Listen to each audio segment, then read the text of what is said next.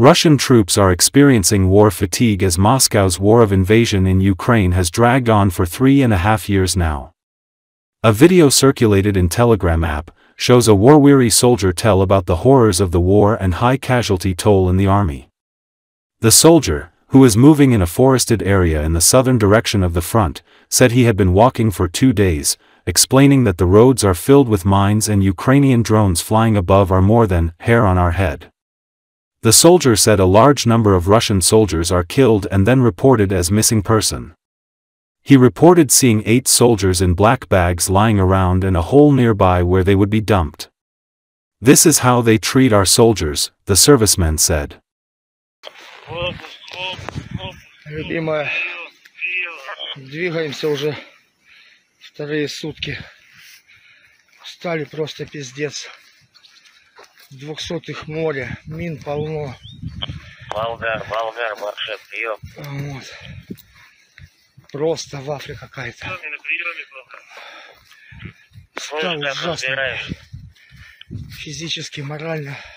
200-х по дороге море, блядь, сейчас взорванные, блядь. Половинки, блядь. Плюс. А их ямы закапывают, блядь. Попробуй на глобусы. Он или без выноса, или что у меня остальные, я всех слышу, все проходят. Отдыхаешь? Ага. 600. Глобус. Болгару, прием. Пиздец. Проходили там, человек 8 было. Вот. Лежали мешки черные. И яма, их туда сбрасывают. Болгару, передай вот глобус. Бойцам, блядь, отношения, а потом без вести пропавшие. Пиздец. Пидор война, нахуй. Пидор война. Уже идем. Не знаю, сегодня уже 14, почти 15 километров прошли. Пиздец. Птички летают, сука, их тут больше, чем на голове волос. Прячемся, блядь. Убегаем. Короче, пиздец, солнце. Пиздец.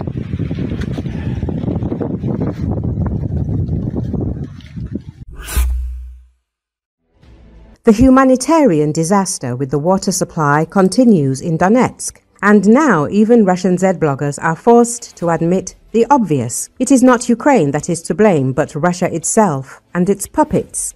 Maxim Kalashnikov, a well-known propagandist, claimed that the crisis was caused by the disgusting, incompetent actions of the current government, which was appointed by Kremlin curators. He claimed that the water supply system in Donetsk was effectively destroyed by the actions of Moscow and its proxies.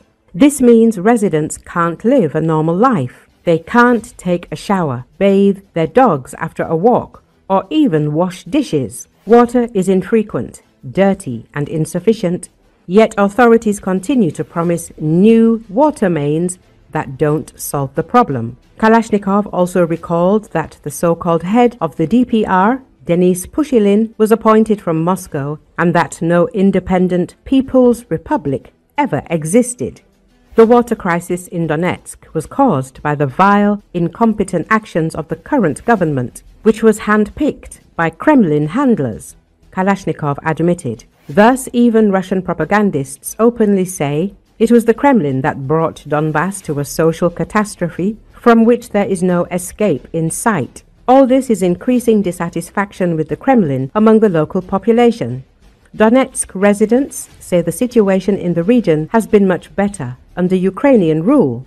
Recall that amid the catastrophic water situation in the occupied part of Donbass, the Kremlin decided to hold a show-off meeting between Putin and Pushilin. Journalists emphasize that this is the first time in a long time that Putin has publicly met with Denis Pushilin, the man Russia calls the leader of the DPR. The water supply situation is deteriorating daily, forcing Russian authorities to stage a show of recognition that Putin is aware of the problem and is addressing it. According to Pushilin himself, water is supplied once every 3 days for a few hours in Donetsk, and Makiivka once every 2 days in Mariupol, and once every 4 days in Yenakievo. water losses in the networks in some places reach 60%. He admitted that up to 100 breaks are repaired daily, and during peak periods, the number of breaks reached 2,000 per week. Pushilin also claimed that Ukraine hadn't repaired the network for decades. In reality, the region's water supply system was disrupted by shelling during the Russian military offensive in 2022, according to Bellingcat. Moscow blamed Ukraine for the problems.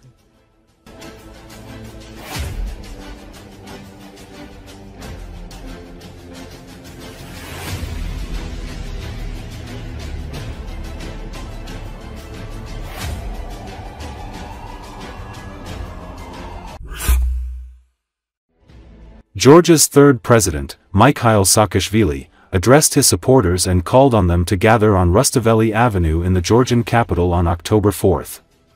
As Saakashvili wrote on Facebook, October 4th is the last chance to save the country, which won't come again for a long time, if at all.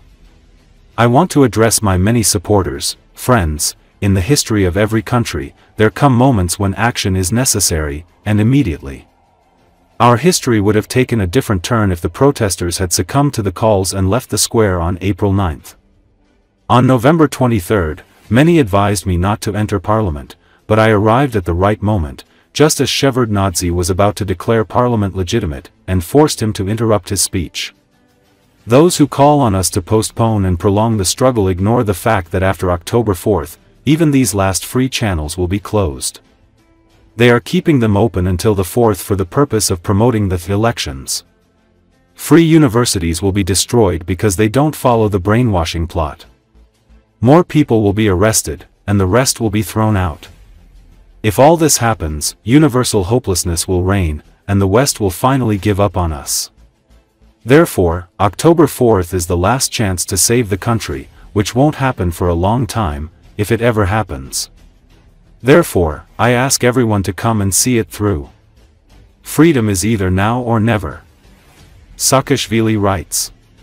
Some groups in Georgia are reportedly planning provocations on October 4th, but anyone considering such actions is warned they will face a severe response, Mamukam Dinaradze, head of Georgia's State Security Service, said in an interview with Amiti TV. Dinaradze noted that several groups are seriously discussing actions that could provoke public outrage. If they want to protest, they may do so, but they must stay within the law. Georgian elections will be conducted with dignity, and the authorities will handle any calls for unrest, he added. Municipal elections are scheduled to take place in Georgia on October 4th, and opposition forces have planned a protest rally in Tbilisi on the same day.